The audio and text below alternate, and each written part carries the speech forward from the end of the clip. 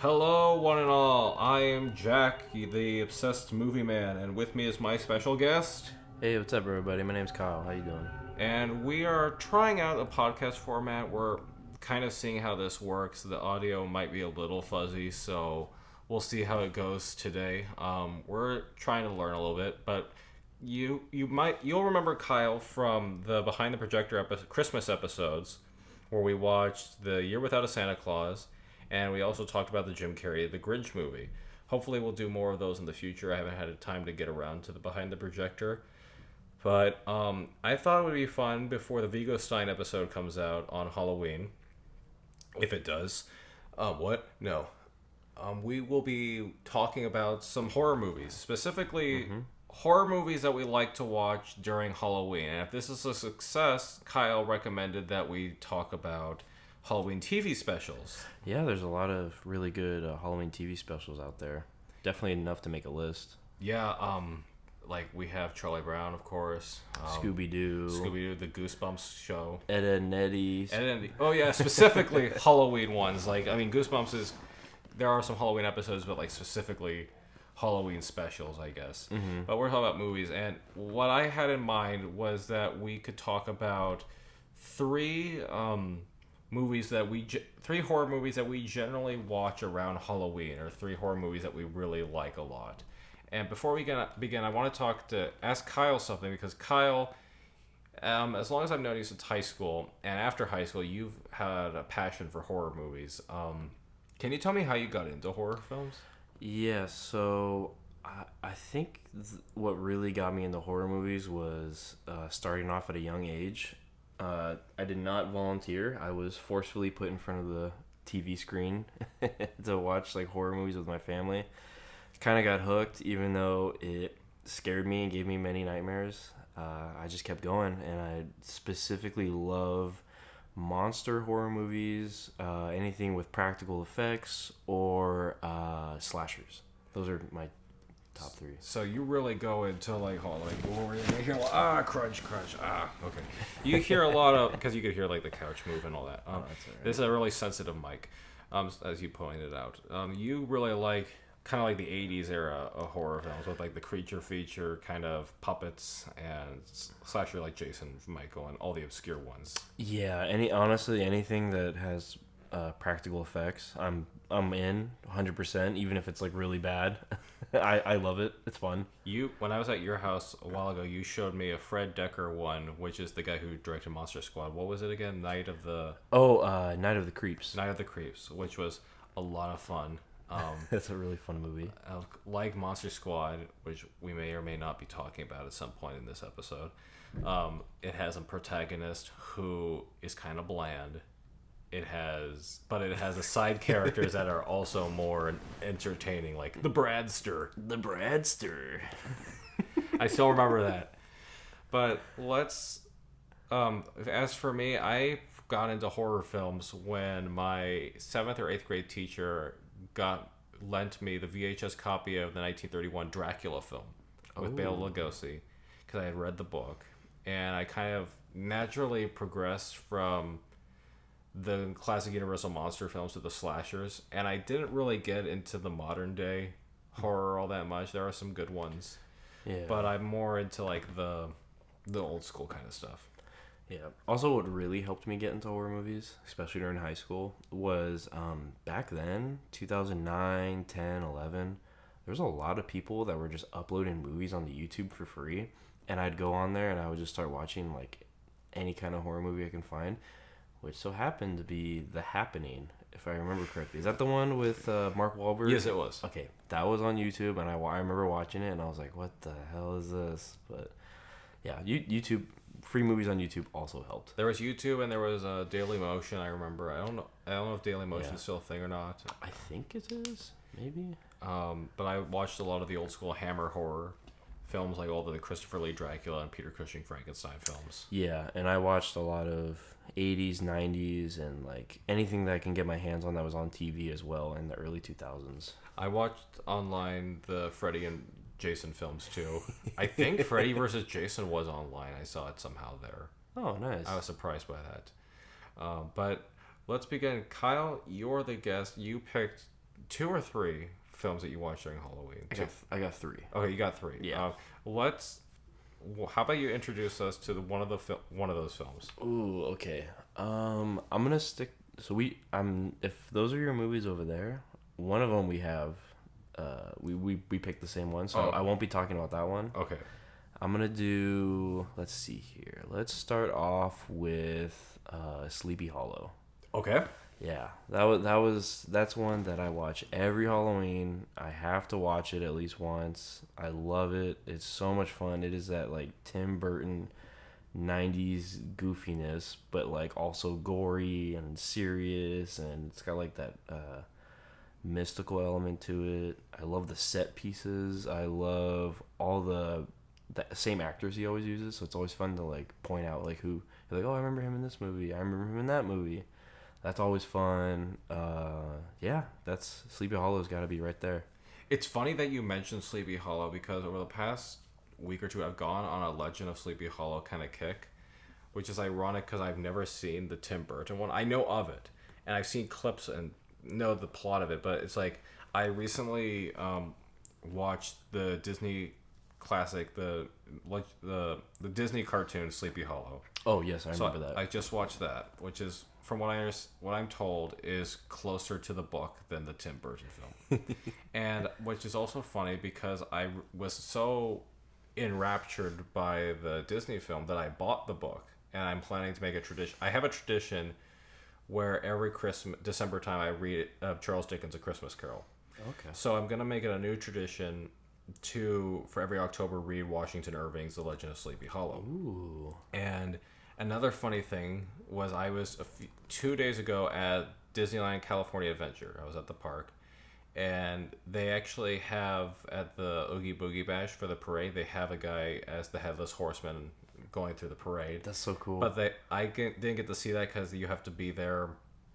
You have to reserve a place for the party. Oh, okay. But there is a statue of the headless horseman there, and if you get up close, the horse neighs, and you hear the hooves trotting and all that. But so it's just funny that you brought up Sleepy Hollow, and I've been going on this rabbit hole of Legend of Sleepy Hollow. But getting back to the movie itself, you're right. He has his quintessential actors. Like I know Christopher Lee's in the movie. Michael Gough is in the movie. The guy who played Winona Ryder's dad, the infamous actor, who we will not talk about what he did, but he's in Ferris Bueller too. He's in Ferris Bueller also. He's in it with obviously Johnny Depp. Christopher Walken was in Batman Returns because he's the headless horseman. And what's his name? The best actor ever, Casper Van Dien, is in it from Starship Troopers. He plays the like jealous boyfriend. Oh, like Browse Bones. Yes. And Christina Ricci, who played Wednesday Addams, the original, no, not the original as in the sitcom, but you know what I mean. Yeah. The original stoic movie version of Wednesday Addams, she plays Katrina is what I'm assuming her name is because she's the book counterpart. Anyway, but I've seen a lot of people talk about how it's like a tribute to the Hammer horror genre. Yeah, it has a very gothic setting, which is so much fun. And from the clips I've seen, the blood is like over the top red, which is like a staple of what Hammer would do. Yeah, it's kind of got like that orangish, like reddish look. It's like off colored, and there's so much of it. It's the best. It is credited Sleepy Hollow as well, the book, as being one of the first American ghost stories, and it is so that makes it kind of an ideal choice for you to pick for the Halloween season.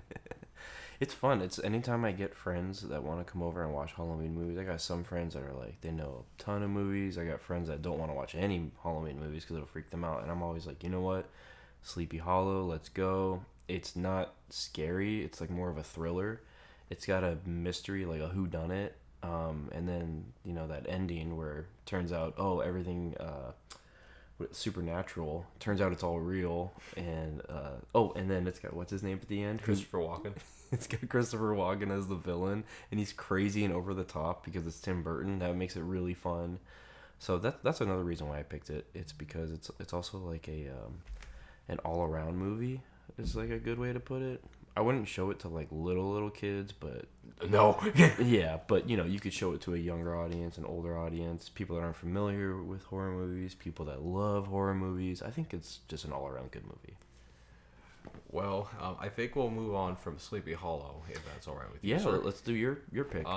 So I'm gonna hopefully guess. Are your picks? My picks. I'm just doing mine in like a random order. It's not from least to most. Oh no! We're random order is fine. Oh, cool. I'm hoping that I don't pick the one that we both landed on. I'm hoping to save that for last. I think this one. I won't tell you which one. I think this is a safe one to bet that it's not on your list. I picked. Also, full disclosure, I think I mentioned at least 2 of these films on the podcast with Tag Movie Reviews a year or 2 ago. So sorry, but they hold up to me. And this is Dracula, Bela Lugosi's Dracula, 1931, which is, I believe, the first sound Universal monster horror film, because there was Hunchback of Notre Dame before that, and The Phantom of the Opera, both starring Lon Chaney. And contrary to what people think, I kind of found this out recently. Bela Lugosi is not speaking a Transylvanian accent. That is his actual accent, which is Hungarian. Oh, really? Yeah. So it's not the whole blah blah in Transylvania. That's not a Transylvanian accent. That's Blah, blah, blah. blah, blah, blah. That is a Hungarian accent. But I really like Dracula. I love the story. I've read the book at least 2 or 3 times. I have an autograph from Bela Lugosi. Here comes the plane. The plane. Oh, Can you hear it in the? yeah, I can hear it in the headphones. Give it a second. Awesome. So, full disclosure, we're having an air show going on. I thought it was over by now, but evidently it's not.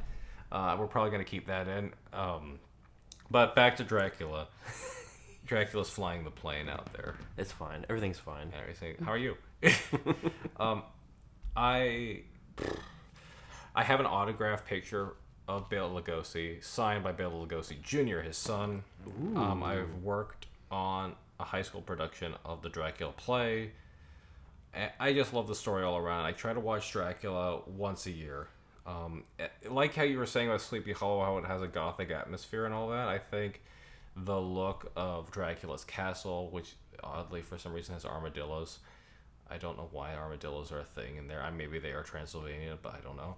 I wouldn't know. I wouldn't know either, but I always find that funny whenever you see them in the castle. And the castle itself is really cool. There's a lot of fog, cobwebs, bats. And also another thing that steals the show is Dwight Fry as Renfield. The Renfield character is coming through a resurgence with that movie that came out a few months ago.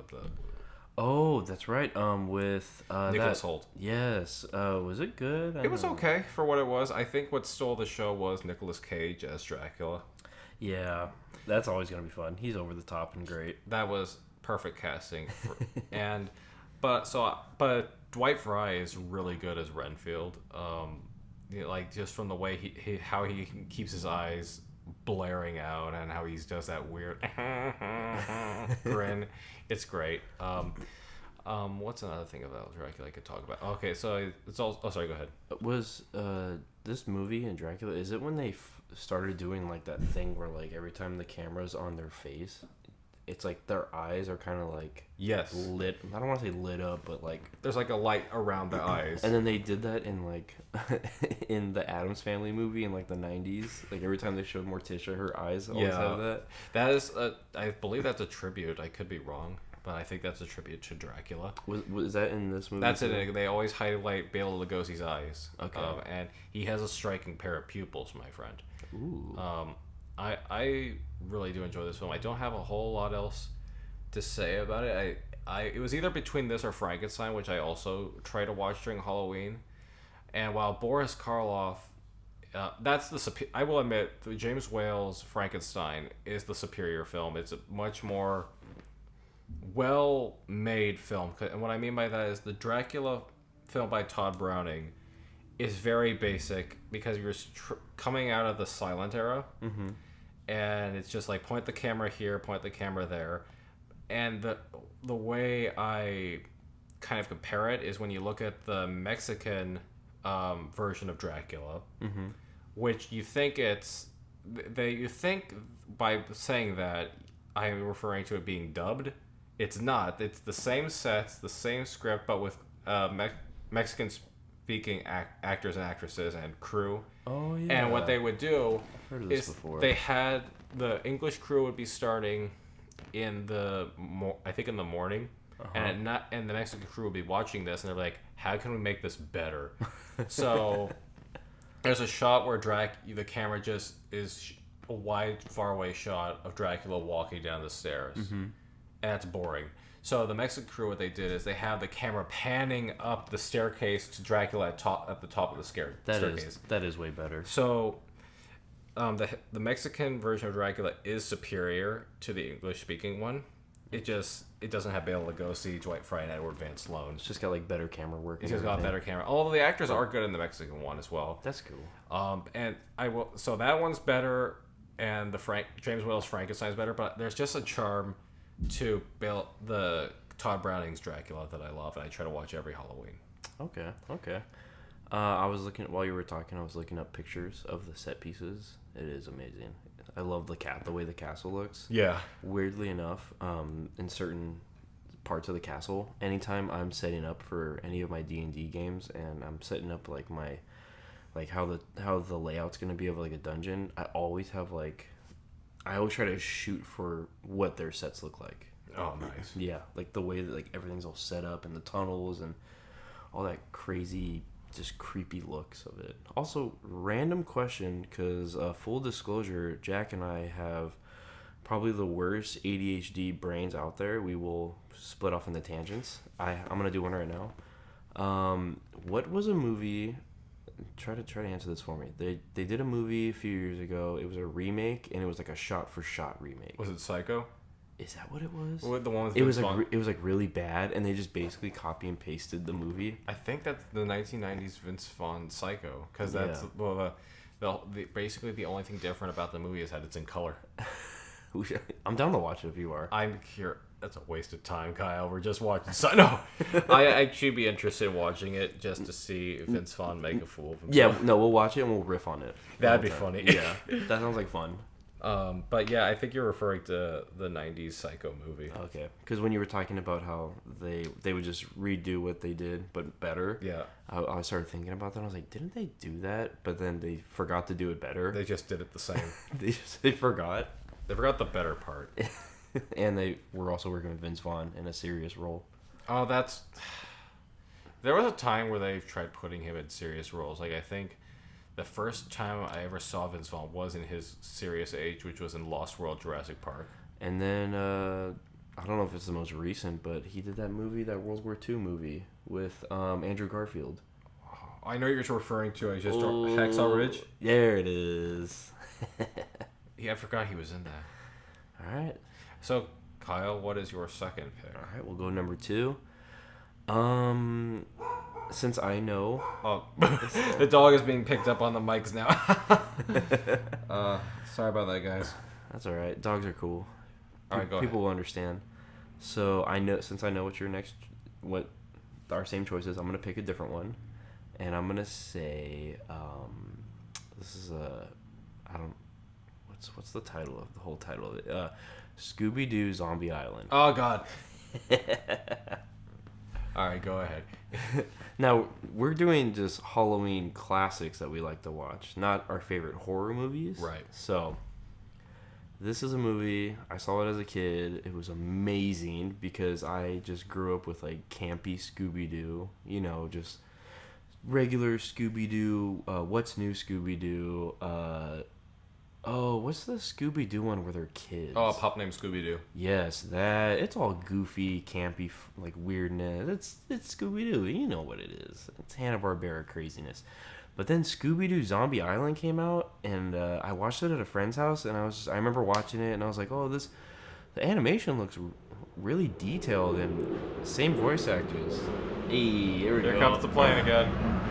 America. I saw one of them fly over on the way. Oh, you did? Yeah, I caught a video of it. But so it's a Scooby-Doo Zombie Island. Okay. Yep. So it starts off with them older, and they're like more serious, and it's them like they've moved on from solving mysteries. I think except for Daphne and Fred, who now work on the news, and they're trying to make like solving mysteries like they're trying to like make jobs out of it, but you know she just keeps stumbling upon just like just generic like not stuff they've never done in the past. And then I forget how they find a story out in New Orleans and they get the whole gang back together. And first off, it's in a New Orleans setting, which was really fun. They're in the bayou and they're off in like those like in the marshlands. Oh my god, the story is so much fun. It is like way more serious, and then they find out that there are these monsters, and then the monsters are real. It's not just a prank, and it's not just somebody trying to come up with a scheme. And then turns out it is a scheme, but the monsters are still real, so they do have to figure out what's going on. I love it. It's so much fun. Now, I had a weird introduction to this movie. I was at a friend's house spending the night there. We watched this movie, and it scared the heck out of me. Like, I never can do zombies. Mostly because nowadays it's because I find zombies kind of boring a little bit. But Yeah, as a kid, this movie terrified me because it's not just zombies. It's like terrifying cat. There's ghosts. There's ghosts. There's terrifying cat demon people. Yeah. That's what they were, right? Cat demon people. Yeah, I think they were cursed. Shoot, I don't remember. I think their whole origin is they were like cursed, and but the curse like keeps them alive. It keeps them like it has like it's like immortality. Okay.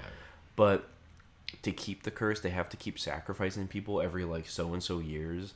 So they just keep bringing people down. It's like something about like it's on Moonscar Island, and I think it's like based off of like I don't remember if it was like maybe like some sort of moon god.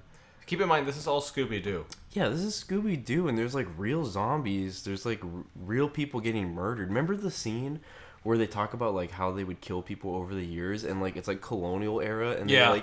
they just like push everyone in the water, and they just get like eaten by alligator. I remember this. That's crazy. And This started a trend where they started making other Scooby-Doo movies where the monsters turned out to be real. Like there was a witch one after this. the witch one is people probably would expect that one to be the favorite one because everyone loves that movie, especially with the Hex Girls. Yeah. Hex Girls are amazing, and then they did That was their first appearance, right? I believe it was, and then they did the Australian one with aliens. There was one. I think that one was in Nevada, and then the Australian one was the vampires. Was that it? Because the vampires had the Hex Girls too. Yeah, they did. I'm trying to remember which one was which. Well, they did the Australian one with UFOs, and there's aliens. So that's where Scooby and Shaggy get a love interest with aliens. Oh yeah, I remember that. Which is really funny. There is another Australian one with vampires, but I think that was a TV show. Okay. And then they did one in Salem, Massachusetts. Jesus. They did one in Salem. That one was about witches, because remember they have the guy, and he's like, I'm a warlock. Oh, yeah. And then he, like, brings the lady back, and then he's like, oh, I'm your descendant. She just kills him. Yeah. She just traps him in the book. And then the last one they did, I don't know if this is the right order, they did the computer virus one. I remember that one. Which was so cool, because they just do they go through the computer, and then they meet older versions of themselves. Computerized versions. Yeah, they're younger versions of themselves, but older. And you also see the monster formed of the monsters they've met before, because they try to think, oh, these are the same monsters, so we'll try and take off their masks, but it's just since they're on the computer, they are actually monsters. Yeah, and it's all like throwbacks to classic 70s and 80s Scooby. It kind of reminded me of Scooby-Doo 2, the live-action one with the monsters that turned out to be real. But no, Scooby-Doo Zombie Island is so much fun, and the best part is that freaking soundtrack, which I actually have Terror Time Again on my Spotify. I love that song. That song is a banger. So I love that movie. It's great. It's got a bunch of stuff in there. I might have to watch it again, but I have seen it at least twice. But I don't remember the second time watching it, but I remember the first time scared the heck out of me. I would highly suggest a rewatch. I probably will.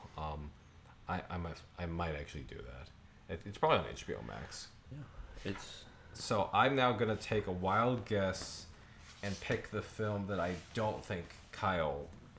Ooh. That's tough because these two films I can see Kyle talking about. Yep. I'm gonna say that Kyle did not pick Monster Squad. I did not pick Monster Okay, Squad. thank God. All right, so I love this movie. It's Monster Squad, Fred Decker. Fred Dekker is not the best director in the world. He did Night of the Creeps, RoboCop 3, which a lot of people apparently don't like. I haven't seen RoboCop 3 or 2. I have not seen RoboCop 3. I didn't even know they made a third one. They made a third one. I've seen the second one, and I've met the kid from the second one in real life. Oh, you met him. He was at Frankenstein's. And he also did that, not Prey, but the Predator movie before that. He had a hand in the making of that. Oh. So Fred Dekker does not have the best track record. That being said, I love Monster Squad. It's amazing. It's basically a Universal Monster Movies crossover without it being a Universal Monster film. So technically, the Wolfman is not Larry Talbot. The Mummy is not explicitly Karis or Imhotep. And the creature, even though they call him in the song the creature from the Black Lagoon, they never refer to him as the creature from the Black Lagoon. So they're all ambiguously, and aside from Frankenstein's monster And Dracula. who you can use because public domain, they're not. Oh, and I guess technically the Wolfman? Yeah, it's not Larry Talbot, but it's a character like Larry Talbot, where it's like, I'm a werewolf, kill me, and then he turns into Wolfman.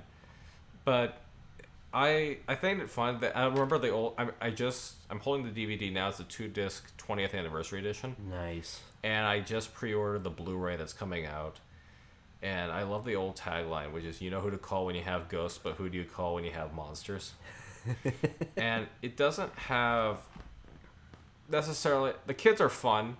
They're not. I think the only two that really stick out to me are Fat Kid, aka Horace, and Rudy. I forgot that they keep calling him Fat Kid. The kids are all token kids. They're all tokens. It's great. Rudy is cool. You kind of question why he hangs out with these kids, though. Oh, that's right. He's the cool kid. He's the cool kid, and I think the rumor is he killed his dad. Oh my god! Like one of the characters, the little girl says, "I think he killed his dad." I didn't even remember that. But what you really want to see it for is the monsters, and the monsters are good. Apparently, the actors who play Dracula, Frankenstein's monster, took it seriously. Like they method acted the heck out of this. And the way I was introduced to this movie was through Cinemassacre's Monster Madness, hosted by James Rolfe. That was actually that was actually how I was introduced to James Rolfe. I think because I heard about this movie in I think around middle school. Did he do it back then? He reviewed it for Cinemassacre's Monster Madness, one of the first Monster Madness. He did, and I learned about the Monster Squad. I was like, here's what happened. I was kind of on a Creature from the Black Lagoon kick. Heck yeah. And I went onto his Wikipedia page, and then I saw this picture of the creature from this film. I was like, what the heck? Where did this come from? I looked up the Monster Squad. I'm like, Monster Squad? What's this? And I typed in Monster Squad movie review, and I came across James's review. So my review for my introduction to James Rolfe was not through the Video Game Nerd. It was through Cinemassacre Monster Madness. Heck yeah. So that was a whole rabbit hole to get to where we are now. I found out about Monster Squad probably years after you did because I watched a Nostalgia Critic video where he did a review of Monster Squad back in probably like 2016, 2017. I don't remember when it came out. It was a while ago. That's how I found out about Monster Squad, and I watched his review on it, and I was like, this movie is amazing. I need to watch this ASAP. And I did, and oh my god, I wish I grew up with this movie because it is amazing. And I try to get, on movie nights, I try to get people into it as much as they're not really as into it as much as I am. Mm-hmm. But I've found other mutual, like you, for example, who really like this movie, and I think it is a fun thing to watch during Halloween. It doesn't take place at Halloween or anything like it. No. But it has a kind of Halloween vibe with the monsters and all that. It's got like Spirit of Halloween classic horror there you go. There you versions of them, yeah. So it's like the kind of the big crossover we've always wanted with the monsters, with like all of them. What Universal almost did a few years ago. What the Universal almost did with the Mummy. What was it called? The Dark Universe. The Dark Universe, which lasted one film and then fell apart. And needless to say, Tom Cruise's Mummy is not on my list for reasons. But I'm not sure if I did the best job describing Monster Squad, other than it's just a great 80s. Is it 80s? Late 80s? It is, a yeah. late 80s campiness. campy horror film. If you like Night of the Creeps, which I do, because thank you for introducing that, sir. We got him. He got two good movies at Fred Decker. I would highly recommend this, and if you get pre-order now, I think the 4K and Blu-ray are up for pre-order on Amazon right now. So I know the DVD that I have is actually apparently hard to get, so I recommend trying to get this if you got the chance. In Monster Squad, I was waiting for you to bring up famous quotes. Oh yeah, the Wolfman's got nards. They literally, what do they do? The Wolfman. how do they get the bomb? Where do they put the bomb on him? Oh, you're talking about that part. Okay, They- so the setup for that is that they test Rudy's knowledge. How do you kill werewolf? And he says the only way is to kill him with a silver bullet or anything silver. But then the idea is, well, what happens if you blow him up? And they answer that question. He just comes back to life. Yeah, but like the fact that they did that and they show it is probably the one of the best parts of the movie, because they somehow get a bomb on him, shove him out a window, and they show him fall and just explode midair, which is awesome. That's another thing I love about this movie, is these kids are all doing stuff that like any kid would have loved to have done, like back then. If you're fighting monsters, you're just blowing them up. You're kicking Wolfman in the nards, like. Yeah, that setup. There's a lot of meme potential with this movie. Like when the Wolfman shows up, because like kick him in the nards. He doesn't have nards. Just do it. That kicks him in the nards, and the fat kid's like, Wolfman's got nards. Does the mummy do anything in this movie? I don't remember. He walks. He does, and then He doesn't really do anything. Does the creature? Well, the creature shows up a few times. He doesn't do anything. No, either, it's huh? mostly the Wolfman, Frankenstein's monster, and Dracula, which fair. You mostly, if you were gonna have any of them do anything, you'd want those three mostly. But I would True. really like the creature to do more. I'm surprised there wasn't like any like water shenanigans. I guess Yeah. like maybe he could have like showed up at a lake where there was like fishermen on a boat, That would have been. and cool. then he just like attacks them. Like the mummy is just a mummy that shows up in the town. There's a lot of People die in this movie. The right? people die in this movie. Yeah, There's a yeah. lot of conveniences that happen. Like this is really convenient that Dracula ends up out of the plane right where he's supposed to go. Like, cause They forgot they're in a plane. they're on a plane traveling from Transylvania to suburban America, or somewhere in suburban America. Has to. You can't film this. No, you can't. in Transylvania. You gotta save that money. You got it. You're on a budget. And somehow Dracula knows where they are, and he just falls out of his coffin. The Frankenstein monster fall out of the plane. They just land right where they're supposed to, I guess. Love it. So Love you it. can nitpick this film to death, but that's pretty much any movie you can nitpick to death. So Yeah. whatever. I also, a lot of the stuff happens like within a day. Like I think the day Dracula arrives is the same day the mom says there was a guy named Alucard who was looking for the diary, Yeah. and the mom writes Van Halen diary. It's supposed to be Van Helsing diary. But it's the 80s and you gotta write Van Halen. You gotta write Van Halen. I love this movie. I need to watch it. I might watch it tomorrow, I got actually. 2 more things to say about Yeah. this movie. First off, I love the fact that everyone is named based off of their what they look like or like their personality.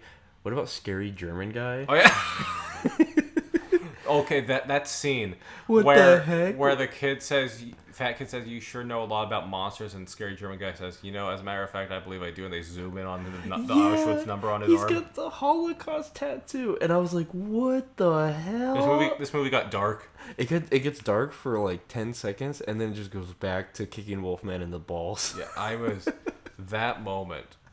It's so random. It was a random moment, but I was like, "Holy shit!"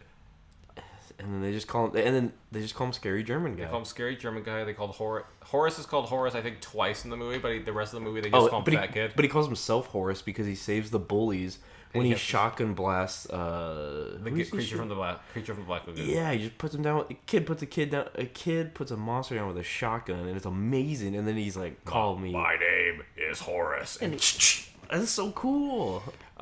And then there's the moment where Dracula calls the little girl bitch. Yes. He's like, "Give me the amulet, you bitch!" And then he growls at her. And then there's like a heartwarming scene with Frankenstein and like the kids, and she's like, "Come on, you guys, stop being chicken shit." Yeah, they also go back and forth from calling the Frankenstein monster to Frankenstein. Oh, they do. Yeah, sometimes they call him the Frankenstein monster. Sometimes they call him Frankenstein. Sometimes they call him Frank. I love that. I'm okay with that. That's fun. That's That's like fine. a bunch of kids calling a monster Frank is that's. I mean, fine. that sounds like it. That's fine. Also, the Frankenstein monster at one point takes a picture of a naked girl. But Oh my god. It was by accident. No, he's like he looks at her and then he presses the camera and he's scared by the shutter. He goes, "Bogus, bogus." It's Miller time. It's Miller time. There were rumors that they were going to remake this by Platinum Dunes, Michael Bay's company. Luckily that did not happen. No, thank you. But I'm terrified this will one day get remade.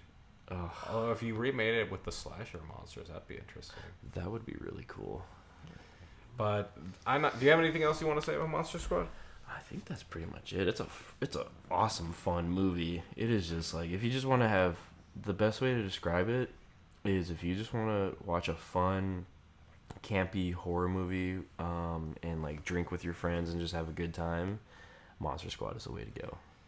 So I think since we're both down to our third pick, I'm pretty sure I know what Kyle is picking. So Process of elimination. Probably process of elimination. So I think we can both talk about this. So Kyle, what are your thoughts on John Carpenter's Halloween? Ooh-wee.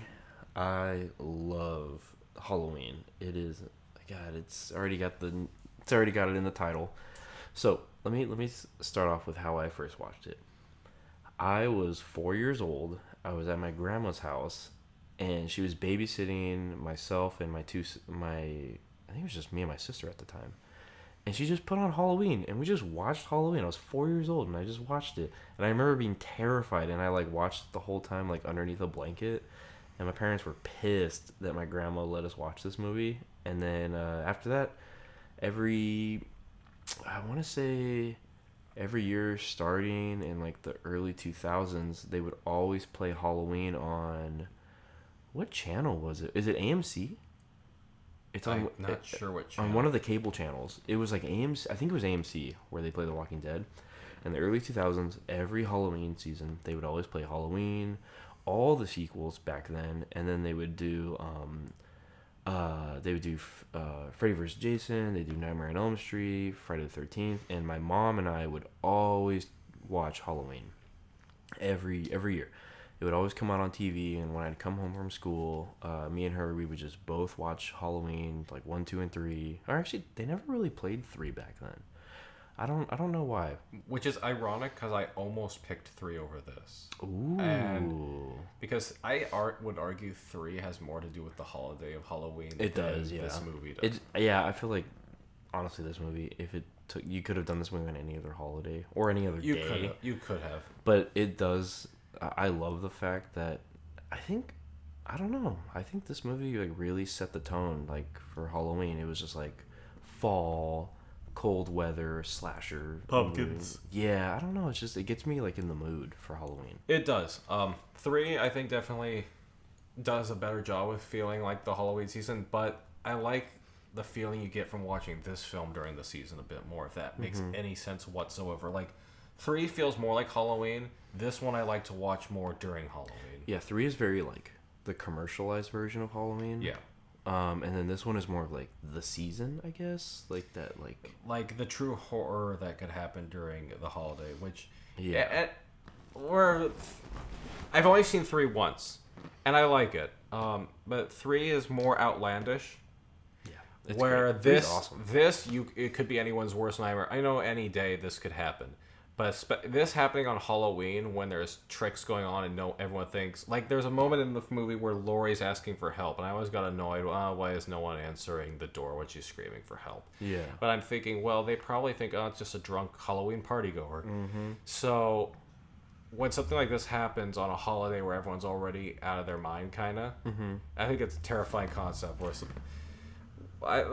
was a lot... I think John Carpenter said he was inspired to make this movie. He was actually, or at least the idea about Michael Myers was he was touring a real life insane asylum for like a field trip, and he saw this kid who he credited for Michael Myers, who just had this like a really terrifying kind of eyes. Oh, I didn't know that. Haddonfield I know people always kind of complain about Haddonfield being set in Illinois, but you can always see the palm trees in the Oh yeah, background. 'cause But it's California. Yeah. but I think that's kind of funny. I think that's kind of funny. There's a lot of things I love watching about this movie. You could sometimes see, it gives off a low budget independent filmmaking kind of vibe. It does, and it works so well for it. Like there's some scenes where you can see the smoke from John Carpenter's cigarette, which is kind of funny. Really? Yeah, it's like the scene when Michael Myers is coming out from the hedge and then he goes back. Oh yeah. I think during one of the girls' reactions, you can see the smoke from John Carpenter's cigarette. That's amazing.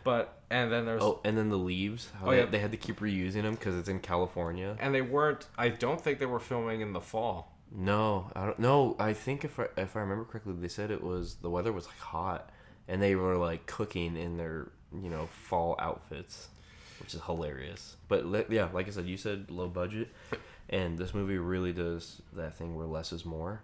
Yeah, because there's not a lot of blood in this movie. I think the only blood you really see is at the beginning, and even then, that's not a lot. Yeah.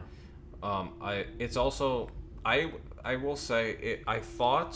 I always thought that the opening shot in the movie was one long take, like one long shot. It's not. It's When he's a kid. yeah, it's designed to look like one shot because there are cuts, but they're disguised. So like when he puts on the mask, the clown, that's a cut, and when he's about to go down the stairs, there's a moment where it's black, and that's another cut. Oh. So there are cuts in there, but it's designed to look like one shot. Huh. So it's still really impressive, though. There's so much to unpack about this movie. Like, remember when Loomis and the gravekeeper are going to Judith Myers' tombstone, and the gravekeeper starts telling this really creepy story, and right before he reveals what happened, Loomis just interjects, and you never know what happens. Oh. That's just a Carpenter thing to do. I love this movie. I love the villain. I love the setting. I love the soundtrack. That's also amazing. Just that classic Which Carpenter did the soundtrack to. Also. Oh, it's so good. It's this whole movie. I love that it's a very simple plot too. There's no there's nothing supernatural. There's no Yet. Yet. There's nothing like crazy going on. It's just literally a guy who killed his sister, and then he comes back. He's gonna kill again, and it's all just taking place on Halloween at night, and you're just running around a dark house trying to avoid this unkillable machine. It's kind of scary that he just kind of picks Laurie Strode just because she went up to his house. That's his sister. Well, we don't. I never liked that twist.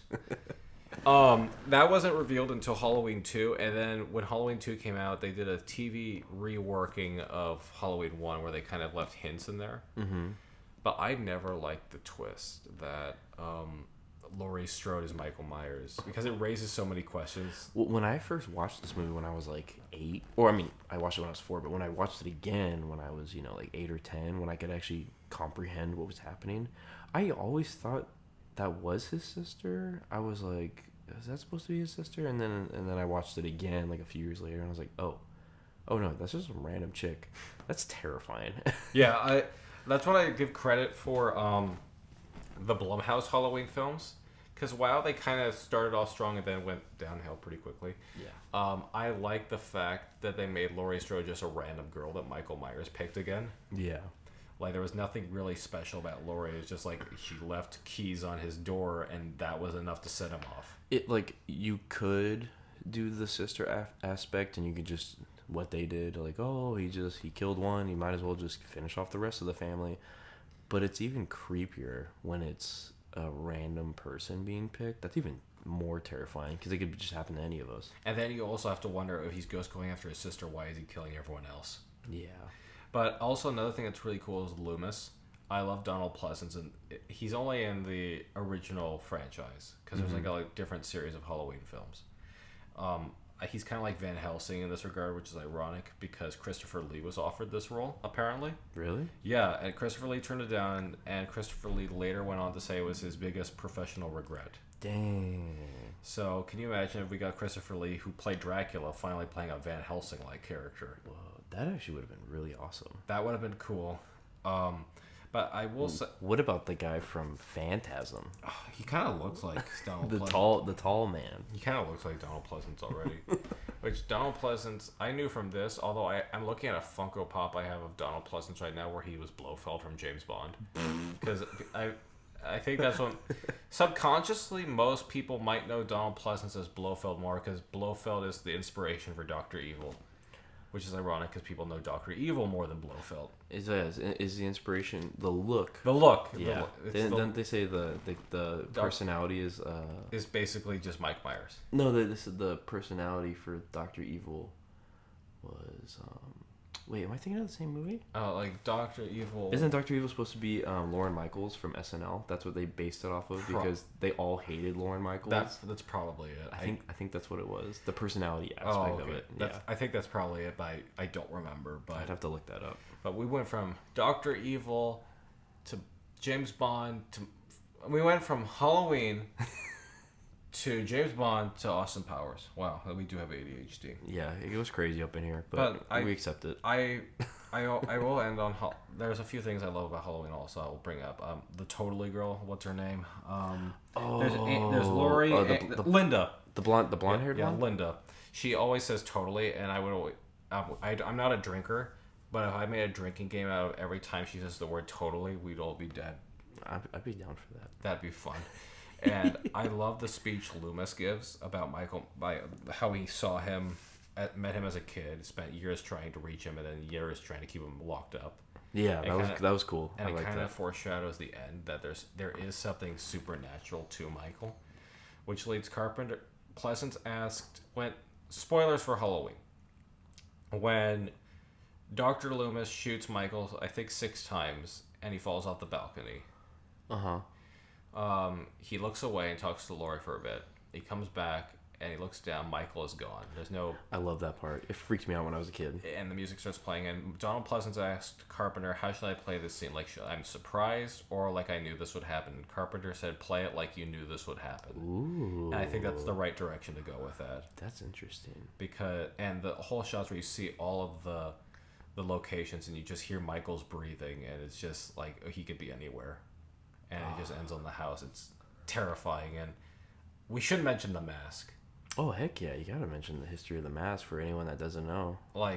So this was a low-budget film. And they didn't have a lot of money to make, their own mask. So someone went to a Halloween shop and they found a Captain Kirk William Shatner mask that looked kind of creepy. And I think they shaved off the eyebrows, messed up the hair, and painted it white. And that's the Michael Myers. So I think the most over-the-top actor is the face of the most unemotional serial killer. Was there ever a emotionless is what I meant to say. Was there ever a statement from William Shatner? He did mention, I forgot what he said. I did see a video. He thought it was kind of funny. Really? Yeah. Oh. And then I also saw Mike Myers talk about how the character Michael Myers was known before actor Mike Myers, and Mike Myers talked about how people would be confused, like, "Are you trying to say you're a serial killer, sir?" or something like that, or something like that. That's great. Groovy, baby.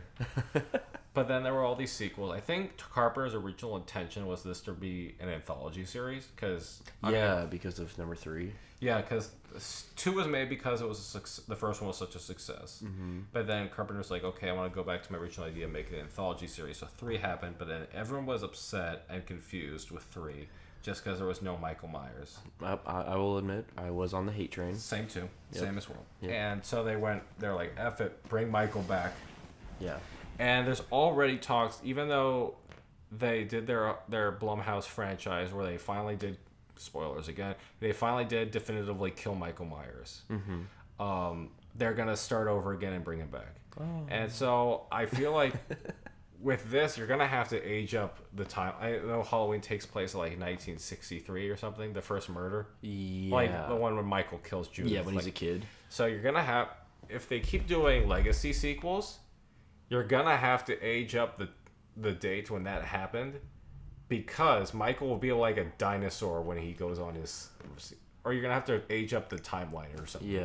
Yeah, they're gonna have to make the murders, and they do that in some movies now when they do remakes. They'll probably would have to do the murders, and they'll probably do the early 2000s or something. I think they did that in Rob Zombie's Halloween, didn't they? Or did they keep to the they did. What did you think of the Rob Zombie Halloween films? Honestly, I need to rewatch them again to have an opinion. It's been so long. I remember when it first came out, I was upset because I was like, I don't want to. I was like, what, 12, 13, and I was like, I don't want a remake. This movie's amazing, and I remember catching glimpses of it on TV, and I was like, oh, it's interesting. It's a different take, but I definitely need to rewatch it to have a more of an opinion. I remember disliking the second one heavily, and I think I was indifferent to the first one. Oh, really? I liked Malcolm McDowell as Loomis. Mm-hmm. I like that they got Danielle Harris, who plays Jamie Lloyd in the Halloween series, Michael's niece. She went on to play. Oh, yeah. She went on to play Annie, Laurie's friend, in the reboot series. Nice. So that was kind of cool. I like. If we're kind of talking a little bit about sequels, but I know we don't want to get too much into it because maybe that could be a new episode idea. I really love, for nostalgia reasons, Halloween 4.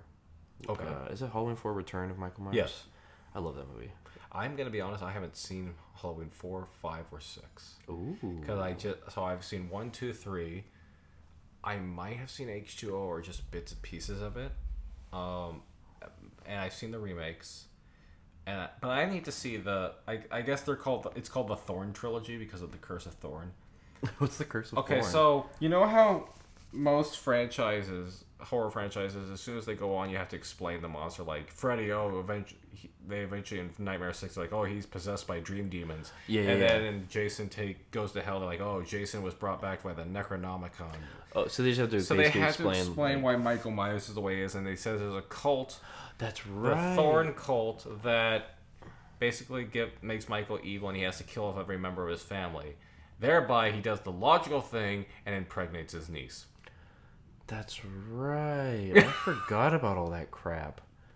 I forgot about they brought the cult aspect into it, and they tried to give it the supernatural reasoning why he can't die. Yeah. Evil dies tonight. Okay, I'll get into that in a second, but Tommy Jarvis in Halloween 6 is played by Paul Rudd. Yes. And he still looks almost exactly the same. He's a vampire. With Keanu Reeves. And then after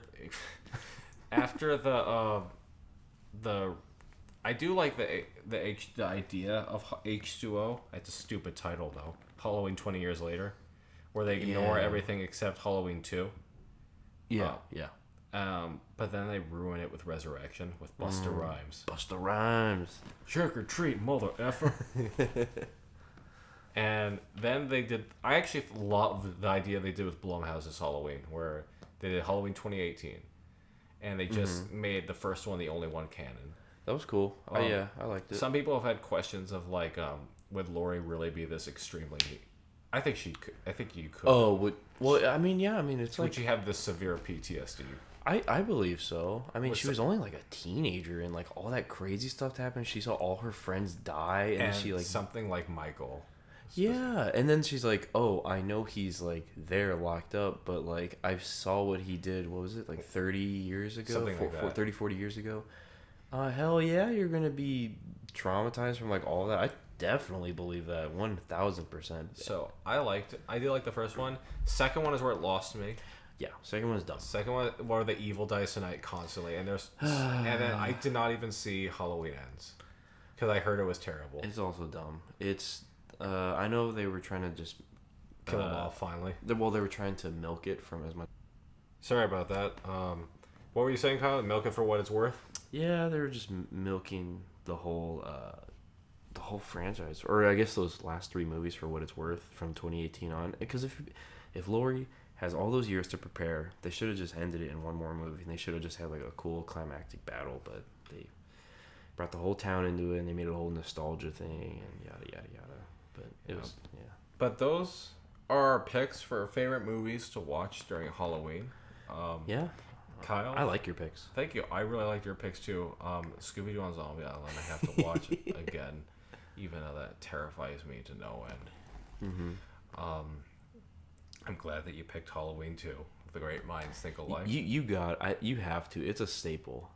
I could have. I thought about maybe staying away from staples, but I was like, nah. I mean, come on. And we're gonna have to do hopefully we'll have time to do a second one because I really want to talk about the Halloween. I like your idea about the Halloween specials. Yeah, we can do TV specials. Like that's a lot. That's one I want to talk about. I just have to try and get I do a Tales from the Horror Vault episode every Halloween, so I'm gonna try and get that done first. That's right. I forgot you have other projects going on. I have a lot. Halloween is my Christmas. Heck yeah. So hopefully the audio came out decent. It's kind of a little fuzzy on my end. I'm gonna have to see if I can salvage it as best I can. But I think it'll be fine. Yeah, it's fine. We got technology nowadays. Yeah, we have AI. We have technology. We have technology, SpongeBob. All right, we're almost coming up on an hour, so I think this is a good place to end it. Kyle, thank you very much, sir. Of course. We are handshaking. We are handshaking. You can't hear or see that. This is not a visual Medium. media. All right, so take care. Later, y'all. Have a good one.